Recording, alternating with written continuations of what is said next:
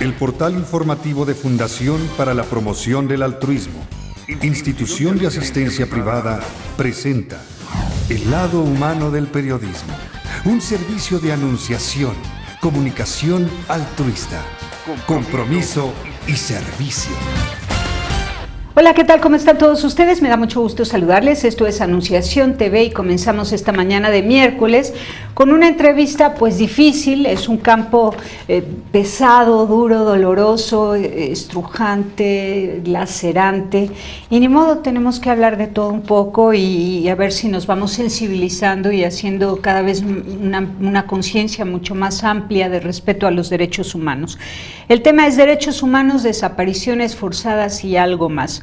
Esto inspirados en la reciente declaración del padre Solalín, de defensor de los derechos humanos, en especial dedicado a los migrantes que atraviesan desde Centroamérica hasta Estados Unidos. Y él dijo que no eran solamente 43 desaparecidos, sino que había 10,000 desaparecidos, al menos de entre ese grupo de migrantes que él puede pues supervisar, acompañar, detectar, identificar y bueno, levantar el registro de todos los familiares que están buscando a su gente y que no la encuentran.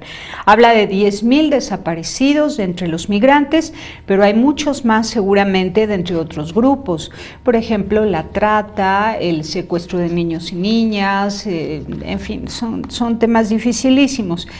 Y el hecho es que la Universidad La Salle convocó a un congreso con especialistas para hablar del tema de los desaparecidos en México. Está con nosotros Rodrigo Salazar, catedrático de la Universidad La Salle, Ciudad de México. ¿Cómo estás, Rodrigo? Pues agradeciendo la invitación, antes que nada.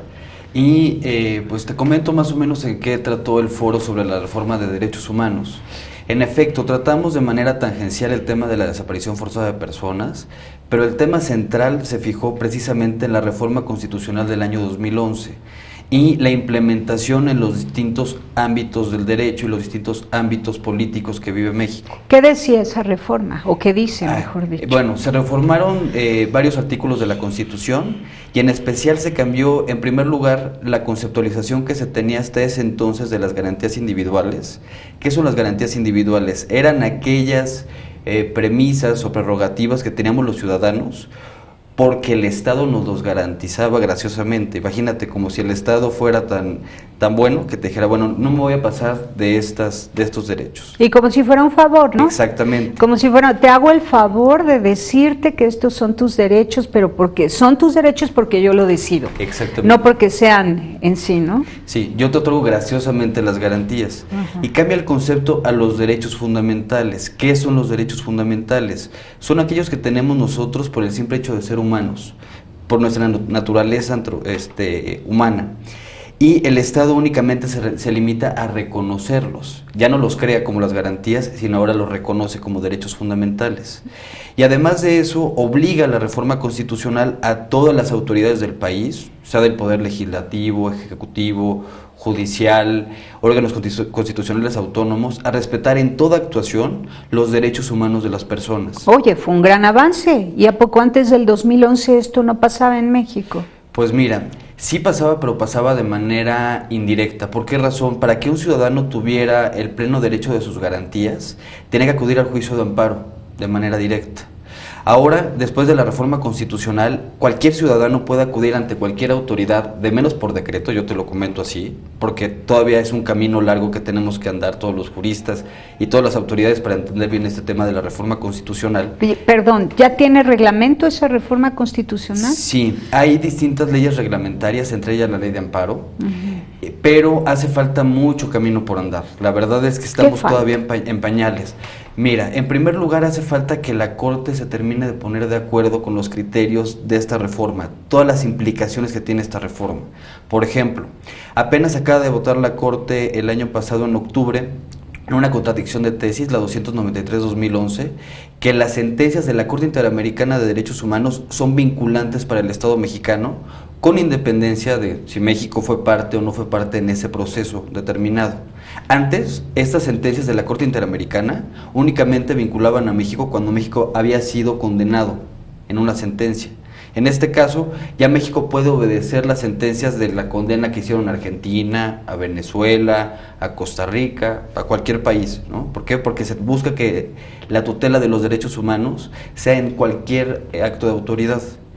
Y como ese criterio que te acabo de comentar, han habido otros criterios posteriores que han servido poco a poco para explicar los alcances de esta reforma constitucional que es tan importante. Importantísima, porque entonces ahora me explicó cómo los grupos indígenas acuden a la Corte Interamericana de Derechos Humanos a acusar a México de las injusticias que comete contra ellos. Son ciudadanos mexicanos, indígenas y campesinos que se organizan y acuden a la Corte Interamericana.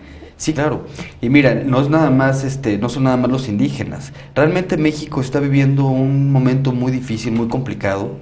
Yo creo que el tema de la reforma constitucional no va a cambiar las cosas únicamente por decreto. O sea, no por publicar en el Diario Oficial de la Federación una reforma constitucional de tal magnitud va a cambiar el país de la noche a la mañana. ¿Qué tenemos que hacer? Tenemos que empezar a cambiar ¿desde dónde? Desde los agentes que manejan el derecho. ¿Quiénes son? La Corte, los tribunales, los jueces, las autoridades administrativas que también aplican todas las leyes y es más, son las encargadas de las políticas públicas. ¿Y qué mejor política pública debe haber que el respeto por los derechos humanos de todos los ciudadanos? Entonces, y también los ciudadanos que no nos quedemos sentados, ¿no?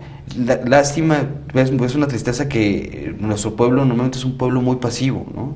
Este tipo de reforma tiene que propiciar la lucha de los ciudadanos para salir a la defensa de sus derechos, como hemos visto ahora con los normalistas, como hemos visto con todo este asunto que ha estado pasando. Pero solamente defiende sus derechos quien sabe que ha cumplido obligaciones. El que sabe que no ha cumplido obligaciones se siente en deuda con la nación e incapaz de exigir que se cumplan y respeten sus derechos. Ese es el asunto, ¿no? Bueno, y también es una falta de cultura. ¿Por qué refiero a una falta de cultura? No toda la población tiene conocimiento de toda la gama de derechos de los cuales son titulares, ¿no? Yo te puedo afirmar que la mayoría de la población no se ha parado a leer la Constitución, no se ha parado a leer la Convención Americana sobre los Derechos Humanos, no ¿y hace conoce cuánto algunos tiempo? tratados internacionales. ¿Hace cuánto que se Muchísimo. sacó el civismo como materia de la secundaria? Claro, no, es peligrosísimo. ¿Cuánto tiempo? Ya una generación completa. Así es. Entonces, ¿cómo queremos generar nuevos ciudadanos si ni siquiera tienen ese conocimiento fundamental, que es el de los derechos humanos? Aquí también es bien importante recalcar el impulso que debemos tener nosotros como instituciones educativas, y quiero brincar un poquito de lado al tercer sector. Ya hablé un poquito de la parte judicial, un poquito de la parte administrativa, y yo creo que la parte educativa es totalmente importante. ¿Por qué razón? Debemos de inculcar desde las aulas precisamente ese respeto por los derechos humanos, que los estudiantes, y en especial los estudiantes de Derecho, conozcan precisamente cuáles son esos derechos fundamentales de los cuales ellos son titulares, cómo pueden buscar o ejercer su tutela, ¿no? Buscar que se les restituyan los derechos y demás. Y esto se logra únicamente con reformas educativas de fondo, totalmente centrales. Te comento de manera muy peculiar, ¿no? La Universidad La Salle apenas acaba de reformar su plan de estudios completo, y de hecho el plan de estudios completos desde la materia A hasta la materia Z de estos 10 semestres que son de la carrera de Derecho, están totalmente encaminados a la reforma constitucional. Es que es una reforma que impacta tangencialmente a todas las áreas del derecho. No hay ningún área, ni en la civil ni la familiar, que quede fuera de esto. En todos lados está inmersa esta reforma. Es transversal. Exactamente, totalmente transversal. Entonces, si no provocamos en los estudiantes precisamente que tengan ese conocimiento pleno, pero no nada más en la parte teórica, ¿no? Yo te puedo decir como constitucionalista cómo funciona la parte teórica, ya la parte aplicativa, ¿no? Cómo se instaura en la parte civil, cómo se instaura en la parte política, etcétera, etcétera, etcétera. Es bien importante también que desde las aulas impulsemos esa educación para lograr precisamente ese cambio en la visión desde los estudiantes, porque además ellos van a ser los jueces del mañana, van a ser los legisladores del mañana, las autoridades del mañana o los litigantes del mañana. Y si queremos que México funcione, de acuerdo a esta reforma, pues tenemos que impulsar también el tema de los estudiantes. Ahora, sobre pretexto de los derechos humanos se han inventado derechos que atentan contra la vida. Claro. Entonces se acaban los derechos. Mira, ¿qué dices de eso? Porque debe haber una defensa antropológica, filosófica, para que se respete las raíces y los principios que nos hacen declarar como derecho algo que es ciertamente un derecho y que nos hacen advertir que eso otro es un invento y que no es de ningún modo un derecho, porque si se ejerce se acaba con la vida de aquel. Exactamente. Entonces ya no tiene derecho a nada. Me imagino que te estás refiriendo al aborto. Por ejemplo, al aborto, ¿no? Sí, Okay. es o el cambio de sexo, ¿no? Uh-huh. Que estuvimos en riesgo hace unas semanas de que aprobaran senadores y diputados la ley de los derechos de los niños, niñas y adolescentes, uh-huh, donde quedaba muy abierta la posibilidad a que se cambiaran de sexo niños, niñas y adolescentes cuando todavía no tienen una conciencia plena de sí mismos, y cómo se les va a aventar al vacío a que tomen una decisión irreversible, perdiendo entonces el derecho a ser plenamente hombre o plenamente mujer tal cual nacieron, ¿no? Con la naturaleza específica de ser mujer o de ser hombre, si en una confusión propia de la adolescencia, que la adolescencia es precisamente una falta de identidad respecto de todo. Obviamente hay confusión y hay riesgo de que haya seducción, que sean víctimas de una manipulación y que entonces accedan a un cambio de sexo y luego les privan del derecho de ser ellos auténticos, personas plenas y maduras con el sexo que Dios les dio, por ejemplo, ¿no? O sea, es este manoseo del tema de los derechos humanos. También lo estudian ustedes para salvaguardar los verdaderos derechos e impedir que se inventen derechos que no existen, claro, o que nos privan del derecho, mejor dicho. Mira, es un tema muy complejo el que acabas de sacar ahorita aquí en la mesa, porque para explicar la naturaleza de los derechos humanos y explicando una vez la naturaleza de los derechos humanos, los derechos que se derivan de esa naturaleza de los derechos humanos, que es una cuestión antropológica, ontológica del ser humano, hay distintas teorías, ¿no? Te puedo decir que hay aproximadamente unas 20 muy serias, ¿no? Desde las que lo refutan hasta las que los apoyan y demás. Pero te puedo decir en términos generales que sí podemos considerar que es un derecho humano o un derecho fundamental. Es aquel que va directamente de la mano de la dignidad de la persona.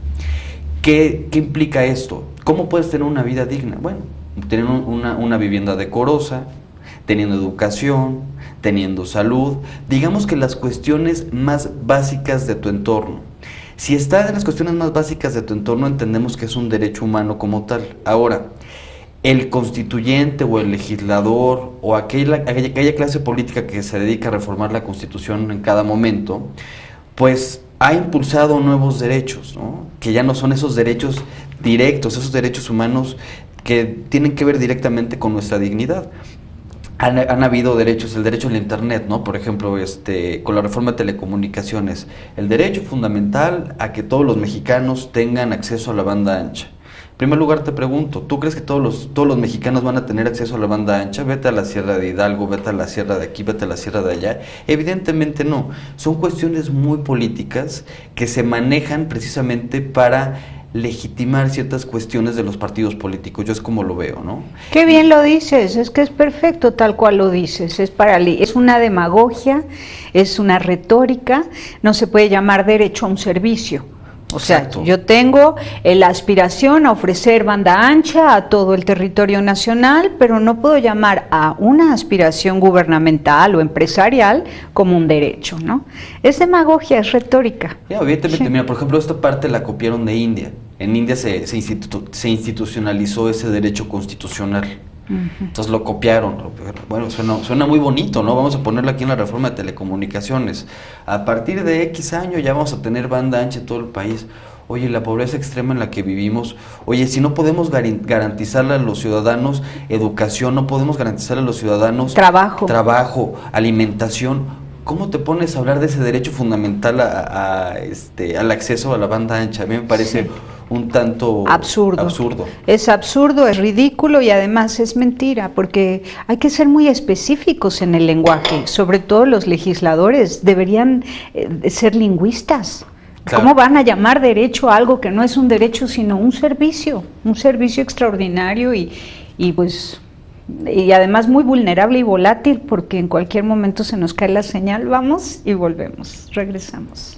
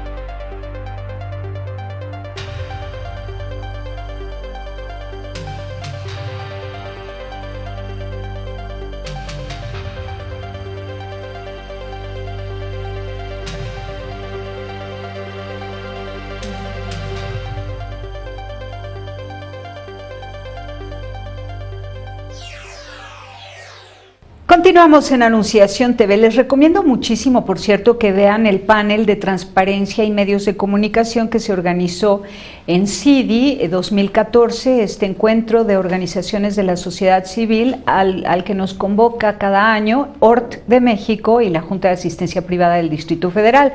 En ese panel estuvimos Julieta Lujambio, Mauricio Guerrero, Alonso Castellot y yo. Y la pasamos súper bien porque tuvimos el respeto entre nosotros para decir con libertad lo que cada quien proponía a las organizaciones no lucrativas. En mi caso yo les advertí que si ellas no asumían la responsabilidad de denunciar las injusticias de las que son víctimas sus beneficiarios y solamente comulgan con la empresa y el gobierno para ayudar a sus beneficiarios, sin atreverse de ningún modo a denunciar las injusticias que incluso el mismo gobierno y la empresa realizan en contra de estos que por eso son beneficiarios, pues entonces no íbamos a salir adelante nunca como nación. Y que tenían que frenar la captación de donativos de parte de empresas transnacionales que generan desempleo, que arrebatan ríos, que expropian tierras, que no pagan impuestos, etcétera. Entonces, bueno, estamos hablando de derechos humanos. Y les advertí a estas organizaciones no lucrativas que hacen obra directa que hace 5 años, de entre los 20 que llevamos haciendo periodismo especializado en la labor que todas ellas realizan, empezamos a incorporar los discursos de los ideólogos, idealistas e utópicos defensores de los derechos humanos, a quienes teníamos un poco a un lado, porque decíamos, hay que publicar y difundir la labor de los que sí ayudan en forma directa. Pero luego nos dimos cuenta que sin querer se habían hecho cómplices de un sistema económico neoliberal que atenta contra los derechos humanos y empezamos entonces a incorporar a la información pues todas las propuestas de ley, de actuación política, de políticas públicas y todos estos que denuncian todas las injusticias que comete el gobierno, las transnacionales, el sistema, etcétera, ¿no? Y es lo que ustedes han hecho en La Salle la semana pasada, ¿no? Exacto. Platícanos. Mírate. ¿Quiénes fueron a ese congreso? Bueno, primero, ¿quiénes fueron los organizadores? Sí. ¿No?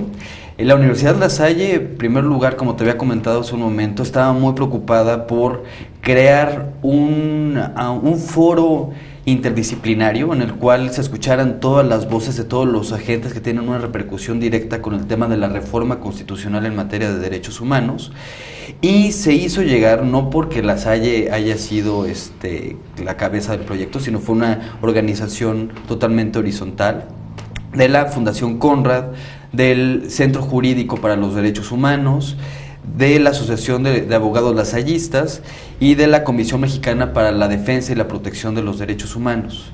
Ellos se dieron a la tarea de buscar distintos ponentes para abordar 6 distintos tópicos. ¿Cuáles eran estos tópicos? Precisamente la implementación de la reforma de los derechos humanos en 6 distintos ámbitos: en el Poder Ejecutivo, en la cooperación internacional, en el Poder Judicial, los organismos públicos de derechos humanos y la sociedad civil, como hablabas de la ORT y todas estas organizaciones de la sociedad civil, y finalmente el Poder Legislativo. Me gustaría comentarte un detalle muy interesante que pasó respecto del Poder Ejecutivo. Cuando estaba hablando el subprocurador de Derechos Humanos de la Procuraduría General de la República, llegaron de manera pacífica alumnos de la Universidad La Salle a tomar, digamos, de facto el evento de manera silenciosa, a hablar sobre los 43 normalistas de Ayotzinapa. Entonces se pusieron todos alrededor de donde estaba el auditorio con las fotos, evidentemente cuando salió su procurador.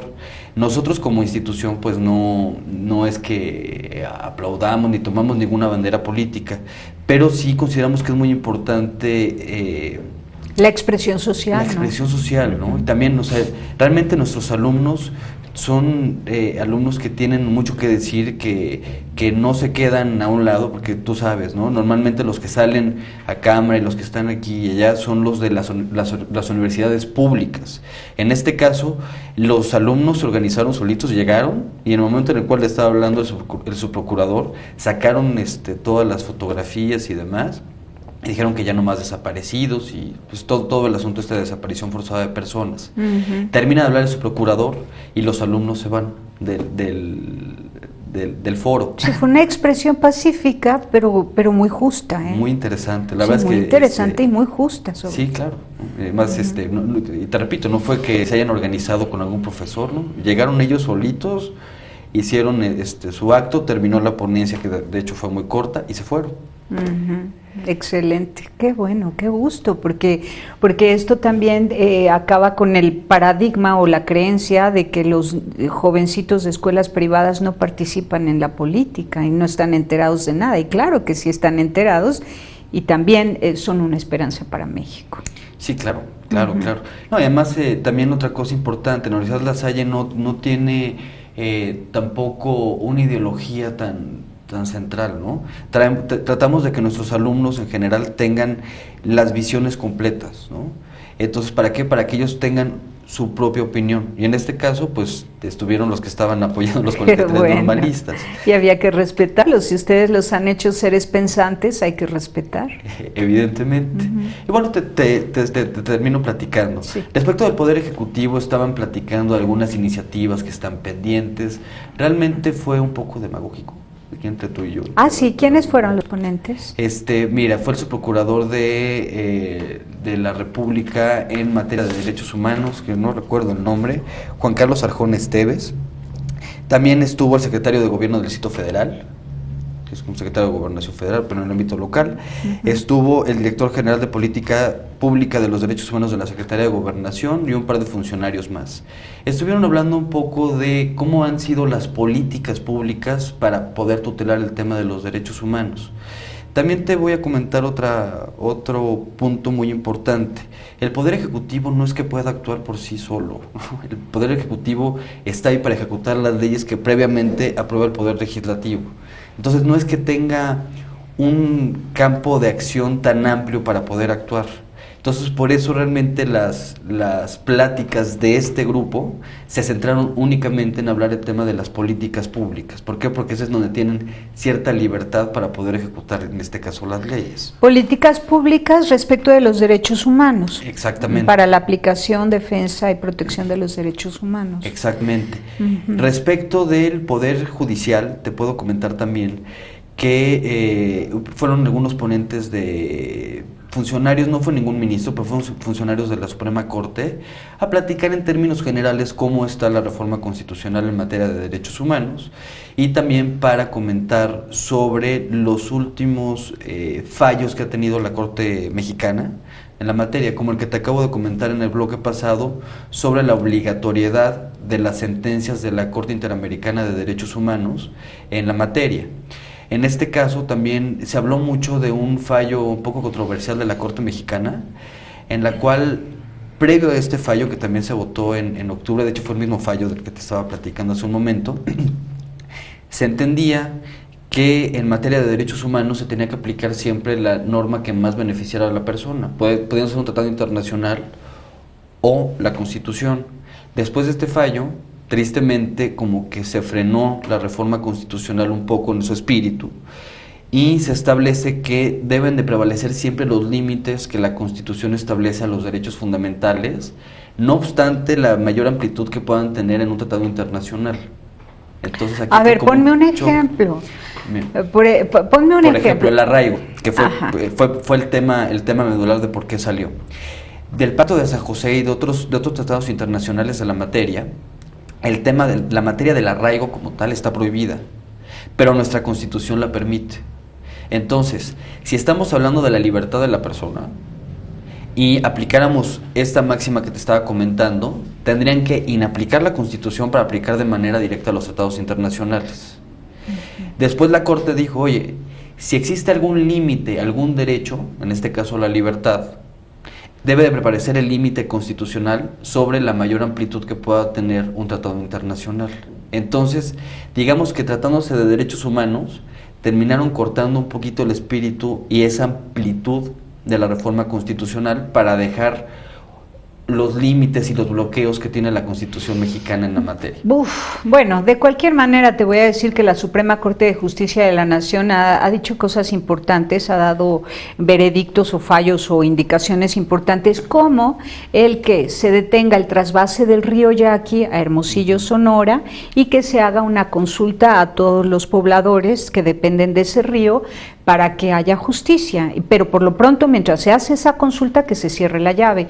Y sin embargo, el Ejecutivo local no obedece a la Suprema Corte de Justicia de la Nación. Entonces, independientemente de lo que diga la Constitución o la Corte Interamericana de Derechos Humanos o la ONU o hable quien hable, aquí en México sucede que un gobernador o un presidente municipal puede decir, pues no cierro la llave y sigo trasvasando el río. ¿Qué me dices, por ejemplo, de un caso así de específico? ¿A qué autoridad pueden acudir para defender sus derechos? Mira, respecto del asunto que estás tratando en este momento, te puedo comentar que todos los casos que llegan a la Corte a través del juicio de amparo, si la Corte determina otorgar el amparo a los quejosos, en este caso, para que cierren la llave, como lo estabas mencionando, y una autoridad no hace caso de ese amparo, eso puede ser causa de un delito como tal. Y es más, también puede ser causa de inhabilitación y suspensión de algunas responsabilidades que tienen con los funcionarios. Aquí el tema central es que hay veces que no terminan aplicándose estas penas. ¿Recuerdas cuando pasó el asunto de López Obrador con el tema del desafuero y demás? Llegaron al tema del desafuero, lo desaforaron. Y en vez de ejercitar la acción penal en su contra, ya quedó en la nada. No sé si recuerdas sí. El asunto. Entonces muchas veces no es tanto que no se tenga el instrumento sancionatorio, que no se tenga el instrumento de coerción para el funcionario público.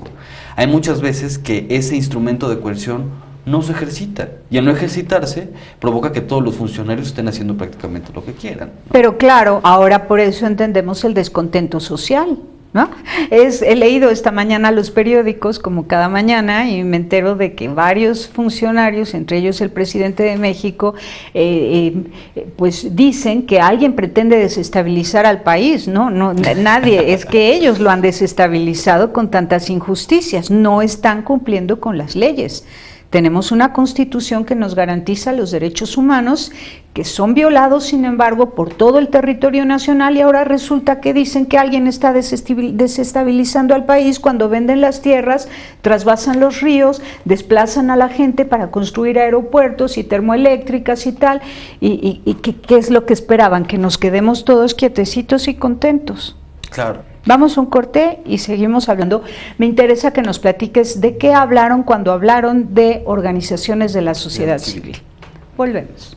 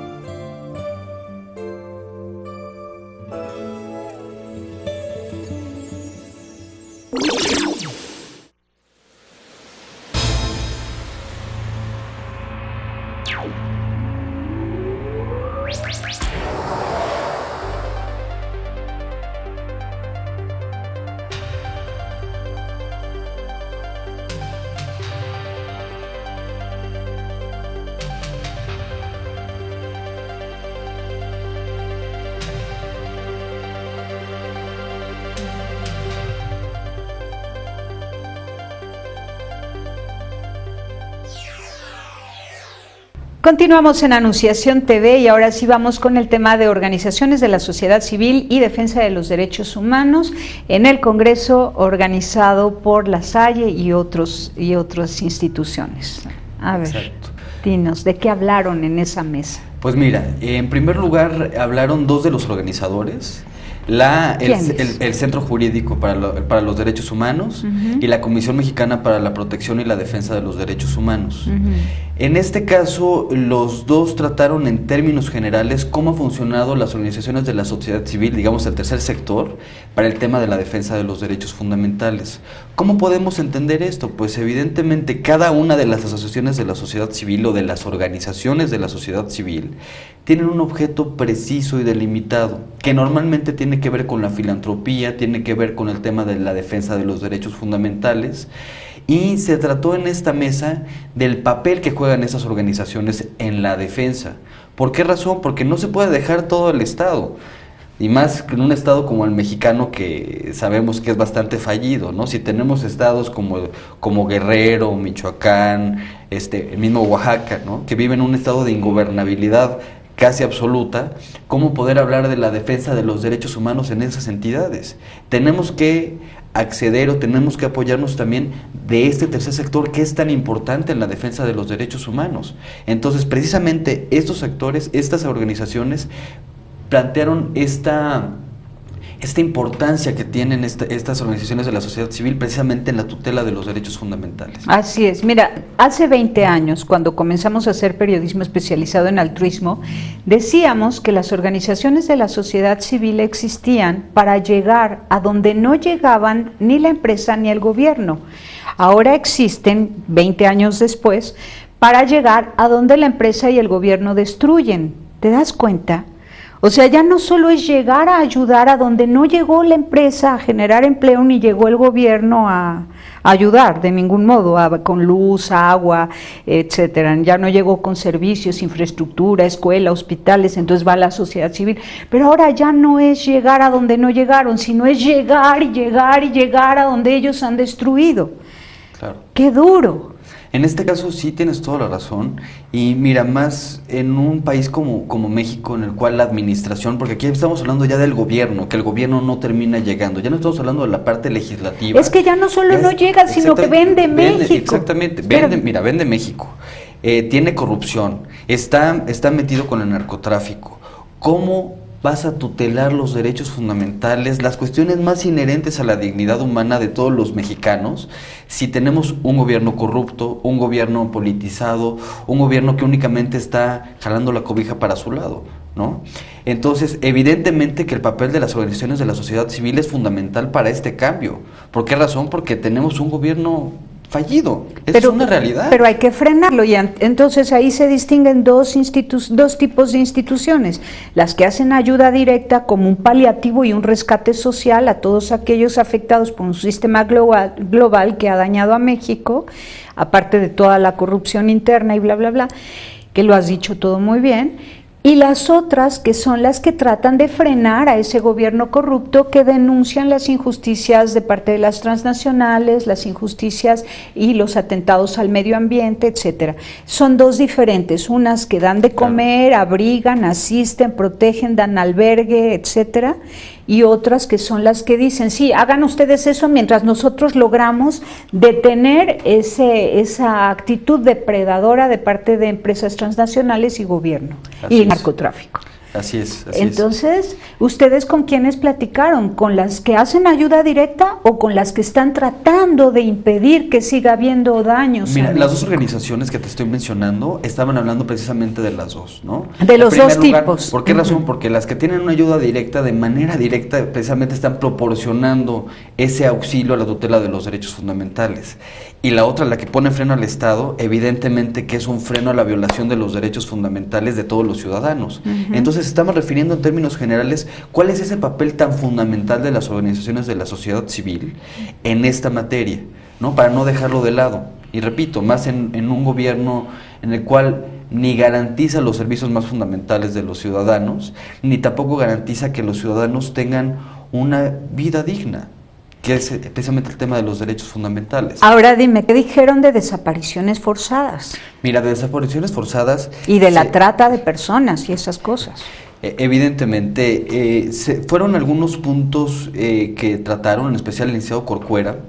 Estaba comentando precisamente del número de desaparecidos que hay en México. Y ¿cuántos dijo que había? 10,000, creo que también utilizó la misma cifra, si mal no recuerdo. La misma cifra del Solalín, sí, de 10,000. Así es. Y en este caso estaba precisando que no todos son precisamente del gobierno, ¿no? Porque tenemos unas desapariciones que sí pueden ser achacables al gobierno, otras que son de crimen organizado, otras que también son los migrantes que se enfrentan de repente a pandillas o lo que sea, ¿no? En este caso debemos de reconocer algo respecto de la desaparición forzada de personas, que en México es un problema importantísimo. Nosotros nos ponemos a pensar un poco en el PRI de los 70s, ¿no? Con este tipo de temas, ¿no? Pinochet, esas figuras como muy antiguas que de repente ya están esbozadas en el tiempo y que ya las superamos como sociedad. Y no es cierto, es un problema que nos atañe directamente a la población mexicana. Es más, desde el gobierno de Calderón yo recuerdo cuántas desapariciones había. Oye, el ejército va y de repente te mata porque no te frenaste en un retén, ¿no? Oye, de repente tenemos a un centroamericano que escapa a una matanza de 70 y tantos indocumentados que el crimen organizado los estaba manipulando para que se metieran a sus filas, ¿no? Y él pudo escaparse de esta fosa, no sé si recuerdas ese caso. Tenemos el caso de los 43 normalistas, que desaparecen los 43 normalistas y aparecen fosas de otras personas. Y dice, oye, ¿y estas otras personas quiénes son? ¿No? O sea, ¿que no hay denuncias? ¿Que no hay expedientes? Yo creo que sí los hay, pero si tenemos municipios como el de Iguala, ¿no? En el cual no había ninguna gobernabilidad, tenemos gobiernos municipales, es más, tenemos gobiernos estatales, ¿no? Si recuerdas el caso de Michoacán, que mucho se decía que estaba totalmente metido con el narcotráfico, con el tema de la familia michoacana. Es más, yo he llegado a escuchar comentarios de abogados que han litigado en Michoacán, que hablan precisamente de cómo controla la familia michoacana el tema de los inmuebles, el tema de impuestos, del derecho de piso. Es impresionante cómo hay un gobierno detrás del gobierno y que muchas veces es el que va y realiza precisamente esta desaparición. Qué duro, ¿eh? Y ese es México. Eso es México. Y finalmente, ¿qué podemos hacer nosotros los ciudadanos de a pie? Híjole. Hay que sumar nuestras voces a las organizaciones defensoras de los derechos humanos, ¿no? Mira, evidentemente también yo creo que México, las personas de a pie, estamos ya cansados, hartos de esta situación que ya es insostenible. Tú ves cómo se han sumado las voces a lo largo del país y mira, te voy a platicar algo súper breve, ¿no? Un paréntesis rápido. Estuve el fin de semana en San Miguel Allende y llegué a la catedral y estaba repleta de pancartas de los 43 de Ayotzinapa. Vas a otros lados y tenemos la misma lucha, ¿no? El tema de Una Luz por México, que fue un tema de redes sociales. Ya el país poco a poco está empezando a liberarse. Yo no sé si esto sea el inicio de algún cambio realmente institucional o sea únicamente un cambio social. ¿A qué me refiero un cambio institucional? Que tenga repercusión directa en las formas de manejar el Estado en México. Si perseveramos, sí va a tener yo espero realmente que sí. ¿Por qué razón? Porque necesitamos que precisamente la población se despierte, que la población vaya y luche, ¿no? Yo también creo que además de la lucha directa, también es un tema de educación, como te había mencionado al inicio de la entrevista. Si nosotros no provocamos en la población en general que sea una población un poquito más leída, un poquito más estudiada, que tenga algunos elementos mucho más de fondo para poder ir a buscar sus derechos, que vaya y que se queje, no que se quede conformada con lo que le dé el gobierno, con lo que ve en la televisión, sino que realmente sea una sociedad con ese talante, no vamos a salir adelante. Y yo creo que todo esto que está pasando en México, toda esta parte que se está mencionando, que si la casa de Peña Nieto, todo esto que está poco a poco terminando por indignar mucho más a la sociedad mexicana, va a ser precisamente ese motor, o yo considero que va a ser precisamente ese motor que va a propiciar que este país salga adelante. Pues así sea, ¿verdad? Así sea, hay que perseverar, y para que nos atrevamos siempre a denunciar las injusticias y a exigir el respeto a nuestros derechos humanos, hay que cumplir con nuestras obligaciones. ¿Quién se atreve a levantar la voz? El que tiene todos sus papeles en regla, el que paga todos sus impuestos, el que es justo con la gente cercana en su vida, el que vive conforme a la verdad. Ese es el que se atreve a salir a las calles y expresar su pensamiento, pero el que no paga impuestos, el que ha hecho daño a su gente cercana, el que golpea a su esposo o a su esposa, ese no se atreve a pedir justicia a nadie porque ha sido injusto con los suyos. Entonces sí, es una actitud, es un compromiso, es una conciencia del rol que jugamos cada uno como persona en nuestro entorno cercano y en nuestra comunidad. Y entonces sí nos atrevemos, así que México se atreva a levantar la voz depende muchísimo de que México, cada familia, cada papá, cada mamá, cada abuelo, cada abuela, cada tío, tía, hermano, hijo, etcétera, cumpla con sus obligaciones. ¿Estamos de acuerdo? Claro, claro, por supuesto. Muy bien, pues muchísimas gracias. No, muchas gracias. Y felicidades. ¿Publican ustedes una síntesis de todas estas ponencias en la página web o algo así? Sí, tenemos en la página de la Universidad de La Salle un boletín que hacemos después de cada uno de los eventos, no únicamente con este general. Y en ese boletín se encuentra precisamente un extracto de lo que pasó dentro del foro sobre la implementación de la reforma constitucional en materia de derechos humanos. Perfecto, pues hemos estado publicando tus datos en pantalla, así que yo espero que más estudiantes de Derecho lo exploren, así como trabajadores sociales, antropólogos, filósofos, sociólogos, etcétera. Pues muchas gracias por haber estado aquí. No, muchas gracias por la invitación. Gracias. Pásela bien haciendo el bien. Hasta la próxima. Sí hay soluciones. Aquí, en el portal informativo de Fundación para la Promoción del Altruismo, Institución de Asistencia Privada. El lado humano del periodismo. Un servicio de anunciación, comunicación altruista. Participa en Facebook, Todo México Somos Hermanos, y síguenos en Twitter, @somos_hermanos.